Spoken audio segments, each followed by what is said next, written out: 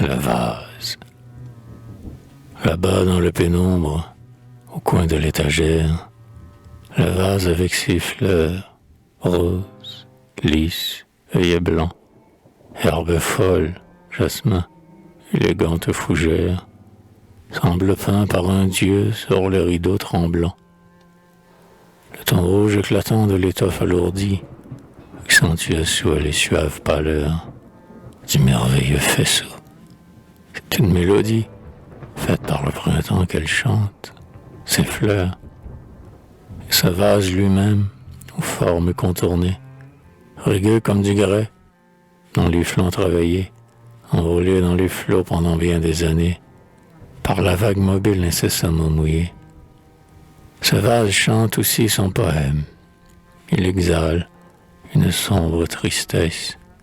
Il a vu si souvent, comme un linceul glacé, passer sur un front pâle, l'eau verte dont l'écume haletait sous le vent.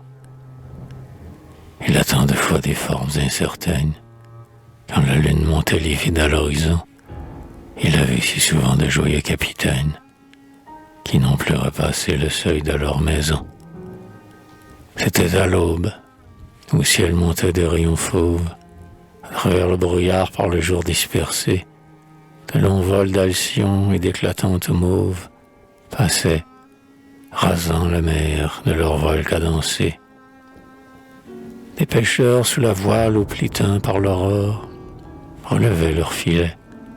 De leur groupe éloigné, un homme au front pensif songeait encore, sans regarder le flot de lumière baignée.